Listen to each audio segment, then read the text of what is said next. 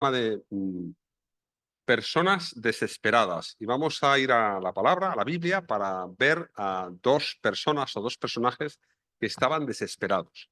No sé si has estado desesperado alguna vez. Ah, ayer mi hija, Paula, estaba desesperada, desquiciada de los nervios. No se encendía el ordenador. No sé si te ha pasado esto alguna vez. Todo tu trabajo, toda tu vida tienes ahí en el ordenador y resulta que el ordenador no funciona. Gracias a Dios se solucionó el tema. Pero hay muchas cosas que nos desesperan. El autobús no llega. No sé si os ha pasado esto alguna vez, que estáis ahí intentando y tal. No hay forma, no hay forma. Pasas a la siguiente estación y ya cuando vas a la siguiente, ¿no? Pasa justo el autobús y estás desesperado, ¿no? Porque has perdido el autobús de tanto esperar, ¿no? A veces la cuenta, tenemos problemas económicos y eso nos desespera. Esto es un tema muy importante para muchos de los que estamos aquí. Se acerca la selectividad para algunos estudiantes, los exámenes finales para los universitarios, y eso es algo que nos trae, ¿no?, por la calle de la amargura, es una ansiedad, ¿no? Y para muchos es un tema difícil y les puede desesperar. Pero para otros es sus hijos los que les desesperan, ¿no? Hoy digo, antes de salir a la iglesia tenéis que recoger vuestras cosas, decían mis hijas. Estamos desesperados. Ahora, la enfermedad. Eso sí que desespera, ¿verdad? La enfermedad, aguda o crónica. La enfermedad nos humilla, y nos pone a cada uno en nuestro lugar. Y cómo no, la muerte. La muerte nos desespera. Ahora, bueno, todas estas cosas nos hace preguntarnos, ¿dónde está Dios? ¿Le importa a Dios algo esto de que yo me desespere? ¿Le importa a Dios que yo sufra? Él está ahí en el cielo. ¿Qué le importa a Él de lo que yo padezco y sufro? Recuerdo en la pandemia, ¿os acordáis de la pandemia, el COVID-19? Ya parece como hace muy lejos. Esto ya. Pero bueno, aquí traigo unas imágenes de un pulmón. Bueno, para los que no me conozcáis, soy médico y aquí tenemos un pulmón que no lo vemos bien, pero hay como infiltrados, ¿no? El pulmón está empezando a llenarse de pus y uno no empieza a tener dificultad para respirar. Y cuando empiezas a, no puedo respirar, empiezas a desesperarte. Y cuando el pulmón, esto es un corte así transversal, aquí está el corazón, el pus va llenando todos los pulmones. Y cuando empieza todo el pus a llenar los pulmones, ya no puede respirar. Y al final te meten en la UBI. Y en la UBI es una cuestión de vida o muerte. Y los que están fuera en la UBI están orando, Señor, haz algo. Y nos preguntamos, ¿pero a Dios le importa todo esto? ¿Qué sabe Dios del COVID? ¿Sabe lo que estoy pasando? Y nos hacemos estas preguntas que son importantes porque todos, tarde o temprano, vamos a tener un momento en que vamos a estar desesperados. Ahora, ayer estaba aquí yo en mi casa y me encuentro, no lo veis, pero aquí en medio, hay un polluelo de una urraca. Un polluelo de una urraca. No lo veis, ¿verdad? Bueno, os lo voy a enseñar un poquito mejor. A ver. Ay, no ha salido la otra, pero bueno. Bueno, el caso es que la madre, teníamos un nido, enfrente de nuestra casa hay un nido, se cae el pajarito, llevaba 2 o 3 meses esperando a ver si salían los polluelos, y al final el polluelo sale, ¿no?, del huevo, y después se cae del nido, que estaba muy alto, se cae y cae justo en un jardincito que tenemos. Claro, el jardín tiene unas vallas y no podía salir el pajarito, no podía, intentaba volar, pero no podía salir. Y está dando vueltas y vueltas y yo le miraba y tal, ¿y qué hago yo con este pájaro? Tengo que llamar a la protectora de animales, ¿no?, para ver qué hacemos con un pájaro. ¿Y qué come un pájaro? Porque este pájaro... Entonces la madre estaba desesperada, llorando, si son capaces los pájaros de llorar, con un ruido que hacía... Bien, quien estaba desesperada era la madre. El pajarillo parecía que no estaba desesperado. Nosotros le poníamos un poquito de pan. Mi mujer dice, no te preocupes, esto con un poquito de pan y leche. Digo, ¿y leche por qué? Hombre, porque la leche es fundamental. Y digo, oye, esos pájaros no son mamíferos, ¿no? Pero para ella era fundamental lo de la leche, ¿no? Y dice, miramos en internet, los pájaros comen insectos. Y tal. ¿Dónde conseguimos cucarachas aquí? Bueno, la madre estaba desesperada. El pajarillo parece que no estaba tan desesperado, pero el que estaba desesperado era yo. Porque no paraba de escuchar a la pobre madre revolotear buscando su pajarito, ¿no? Bueno, vamos a leer un texto de dos personas desesperadas. Es un texto que me gustaría que estuviéramos atentos porque es fascinante. Mirad, vamos a Marcos capítulo 5, es un pasaje del Evangelio de Marcos, fascinante, Marcos 5, 21, va a ir pasando Patricia cuando... Lo voy a ir leyendo yo, ¿vale? Dice así. Pasando otra vez Jesús en una barca a la orilla, se reunió alrededor de él una gran multitud, y él estaba junto al mar. Y vino uno de los principales de la sinagoga, llamado Jairo, y luego que le vio, se postró a sus pies y le rogaba mucho, diciendo: mi hija está agonizando, ven y pon las manos sobre ella para que sea salva y vivirá. Fue pues con él, y le seguía una gran multitud y le apretaban. Pero una mujer que desde hacía 12 años padecía de flujo de sangre, como una menstruación, ¿no? Pero constante, continua, ¿no? Que la hacía impura ante los judíos, y había sufrido mucho de muchos médicos y gastado todo lo que tenía, y nada había aprovechado, antes le iba peor. Eso me dicen muchos pacientes.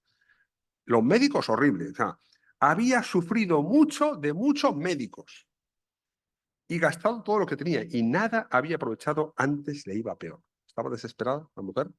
Parece que sí. Cuando oyó hablar de Jesús, vino por detrás, entre la multitud, y tocó su manto, porque decía: si tocare tan solamente su manto, seré salva. Y enseguida la fuente de su sangre se secó, y sintió en el cuerpo que estaba sana de aquel azote. Luego Jesús, conociendo en sí mismo el poder que había salido de él, volviéndose a la multitud, dijo: ¿quién ha tocado mis vestidos? Sus discípulos le dijeron: ¿ves que la multitud te aprieta y dices: ¿quién me ha tocado? Pero él miraba alrededor para ver quién había hecho esto. Entonces la mujer, temiendo y temblando, sabiendo lo que en ella había sido hecho, vino y se postró delante de él y le dijo toda la verdad. Y él le dijo: hija, tu fe te ha hecho salva. Ve en paz y queda sana de tu azote. Mientras él aún hablaba, vinieron de casa del principal de la sinagoga, Jairo, diciendo: tu hija ha muerto. ¿Para qué molestas más al maestro? Pero Jesús, luego que oyó lo que se decía, dijo al principal de la sinagoga: no temas, cree solamente. Y no permitió que le siguiese nadie, sino Pedro, Jacobo y Juan, hermano de Jacobo. Y vino a casa del principal de la sinagoga y vio el alboroto, a los que lloraban y lamentaban mucho. Y entrando les dijo: ¿por qué alborotáis y lloráis? La niña no está muerta, sino duerme. Y se burlaban de él. Mas él, echando fuera a todos, tomó al padre y a la madre de la niña y a los que estaban con él, y entró donde estaba la niña. Y tomando la mano de la niña, le dijo: Talita cumi, que traducido es: niña, a ti te digo, levántate. Y luego la niña se levantó y andaba, pues tenía 12 años. Y se espantaron grandemente. Pero él les mandó mucho que nadie lo supiese, y dijo que se le diese de comer. Cuando una niña está sana, empieza a decir: dame algo de comer, que tengo hambre. Pues Jesús la había sanado completamente. Ahora, vamos a ver esto muy rápidamente, ¿no? Aquí vemos una escena, un ejemplo y una enseñanza que podemos aprender de todo esto, ¿ok? Y luego haremos una pequeña conclusión. Ahora, esta es una historia en tipo bocadillo o en tipo sándwich. Está Jairo, luego aparece una mujer y después continúa con Jairo. Y este esquema tipo bocadillo ocurre hasta 6 veces en el Evangelio de Marcos. Y lo que nos dice Marcos es que la escena principal va a ser la que está en el medio, como los bocadillos. Lo más importante es lo que está, la sustancia que está dentro, ¿no? Pues esa va a ser la escena principal y veremos por qué, ¿no? Ahora, había un hombre principal de la sinagoga desesperado. Imaginaros una niña de 12 años que se está muriendo, está al borde del precipicio, y tú haces lo que sea. El principal de la sinagoga, en otros evangelios dice que va corriendo a Jesús y se postra ante él. Imaginaros lo que suponía para un judío tener que afirmar delante de todos que al final Jesús podía hacer lo que nadie podía hacer. Esto era una hija con una enfermedad aguda. Pero por otra parte tenemos una mujer enferma muerta en vida. ¿Por qué? Cuando vas perdiendo sangre, se dice que la sangre es la vida. Cuando vas perdiendo la sangre, te vas quedando anémico y estás muerto en vida. 12 años, ese azote de su enfermedad, estaba desesperada, alejada del pueblo, no podía tener contacto con la gente en la sinagoga, y era una enfermedad crónica. Y esto nos puede pasar, podemos tener enfermedades agudas, enfermedades crónicas que hacen que estemos desesperados. Y aquí tenemos a Jesús. ¿Quién es Jesús? Y todo el Evangelio de Marcos, el primer versículo del Evangelio de Marcos dice, este es el principio del Evangelio el principio del Evangelio de Jesucristo, Hijo de Dios. Ahí se dice que Jesús, en el primer versículo, Jesús es el Hijo de Dios. Y todo el Evangelio de Marcos trata de intentar descifrar quién es este personaje de la historia, que es Jesús de Nazaret, y solamente al final, en Marcos 15, 39, el centurión que está viendo cómo muere Jesús dice, verdaderamente este hombre era hijo de Dios. Concluye que Jesús es el Hijo de Dios. Ahora, la pregunta es, ¿para qué molestas más al maestro? Le dicen, ¿no? Tu hija ya ha muerto, ¿para qué molestas? La pregunta entonces es, ¿le importan a Jesús los desesperados, los que sufren, los que lo pasamos mal? Jairo se va a postrar antes para pedir ayuda. La mujer se postrará después, reconociendo lo que Jesús ha hecho en su vida. Ahora, pasamos al ejemplo, y el ejemplo es la mujer.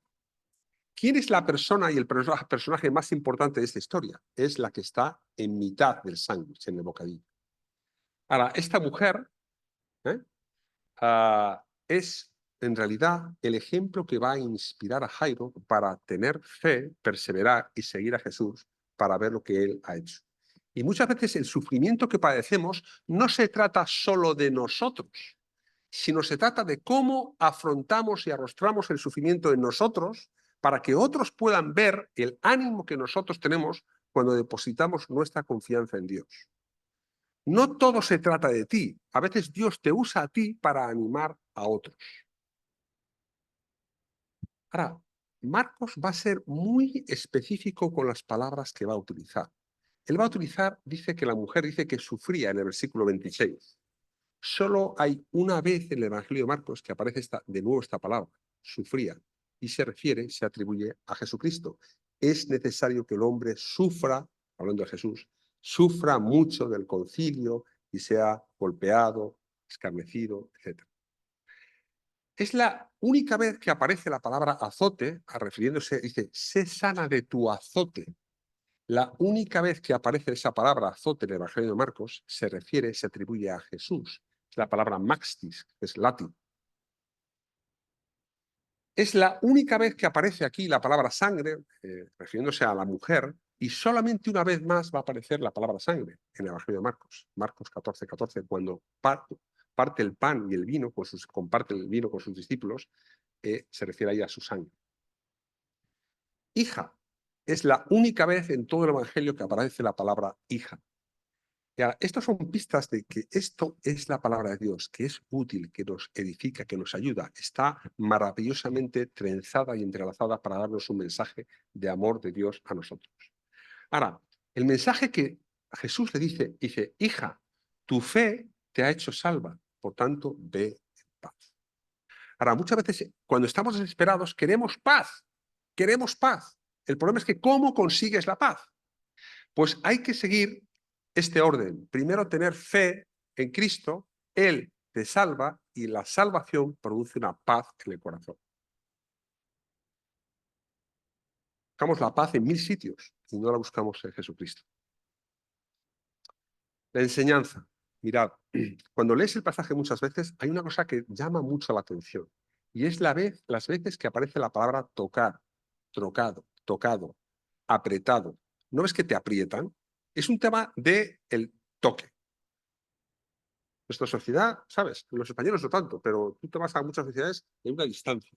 La sociedad judía, la gente se tocaba, ¿eh? Ahora, mirad, dice Jairo, pon las manos. Podría haber dicho, di una palabra, pero él dice, pon las manos sobre ella. Necesitaba que fuera a su casa y pusiera las manos para que fuera sana. Dice, le apretaban, dice, tocó su manto, la mujer, ¿no? Del flujo de sangre. Si tocare, intentar tocar a Jesús, que Él me toque. ¿Quién ha tocado mis vestidos? Dice Jesús.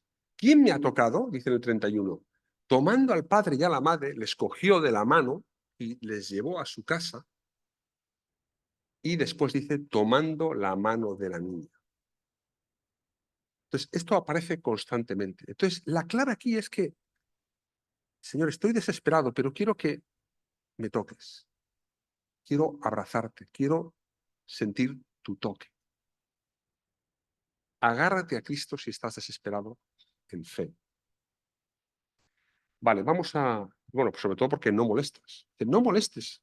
A Jesús no le molestas si estás desesperado.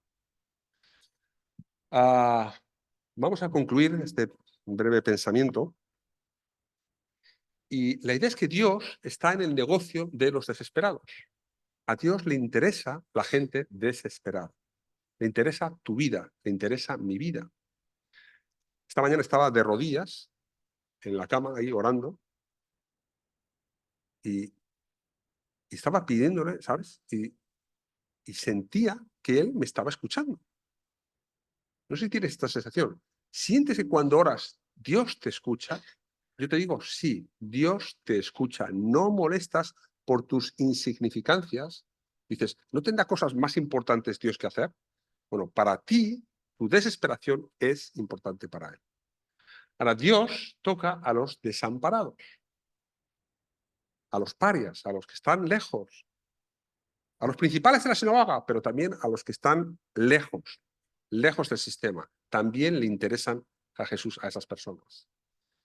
Y cómo afrontas tu sufrimiento puede guiar a otros en su dolor. Ahora, sabéis que hay muchas religiones que plantean el tema del sufrimiento como hay que alejarse, hay que ser un estoico, que no te impacte el sufrimiento. No sé si tenéis esta figura, pues conocéis esta figura, ¿no? De Buda, ¿no? Ahí sonriendo, plácido, rechoncho, ¿no? Saciado, por así decirlo. Hay otras que están como en paz, ¿no? En este karma ahí, ¿no? Ahora, ¿cuál es el mensaje? ¿Cuál es el mensaje del cristianismo? Es para que tú pudieras tener paz, otro hubo que asimilar, sentir el sufrimiento y la desesperanza, el desamparo del mismo Dios. ¿Y cómo no vemos eso? ¿Cómo se representa al cristianismo? Se representa con una cruz. Jesús en la cruz dijo, tengo sed. El que es el agua de vida dijo, tengo sed. Para que tú puedas estar saciado, otro tuvo que padecer sed. El que era la luz del mundo, en la cruz hizo tinieblas. Y esta relación preciosa que tenían el Padre y el Hijo de comunión perfecta, en ese momento de tinieblas se resquebrajó, no entendemos cómo, pero Jesús sintió, Dios mío, ¿por qué me has desamparado? Para que tú pudieras tener amparo, Él tuvo que estar desamparado. Y Él tuvo que morir para que tú y yo pudiéramos tener vida. La muerte de Cristo no fue el final, Él resucitó. Y porque resucitó, sabemos que su solución es eficaz y buena para todos. Dios está en el negocio de los desamparados, de los desesperados. Si estás desesperado, si estás desanimado, que sepas que Jesús está interesado en ti. Vamos a pasar al tiempo de la mesa. Y antes de pasar y repartir los símbolos, los sugieres, voy a explicar muy brevemente esto de la mesa, el pan y el vino. Es costumbre entre nosotros repartir estos símbolos. El símbolo del pan, que representa el cuerpo de Cristo roto en la cruz, y la sangre, que representa la sangre vertida de Cristo, representa un nuevo pacto que Dios ha hecho con los hombres bañado en sangre, en la muerte de Cristo. Cristo ha inaugurado un nuevo pacto, una nueva relación entre Él, entre Dios y nosotros. El pan no es el cuerpo de Cristo, El vino no es la sangre de Cristo. Pero tomamos esto una y otra vez porque nos lleva a esa cruz, nos lleva a esa resurrección.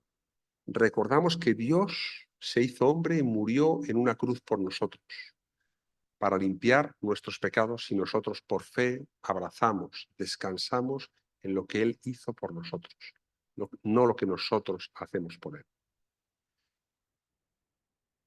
También es costumbre en nuestra iglesia que aquellos que han creído en Cristo se han arrepentido de sus pecados y han dado este paso de fe mediante el bautismo, bautizarse de mayores ante los demás, en una iglesia, o en un campo, o en una bañera, donde sea, pero ante otros testigos.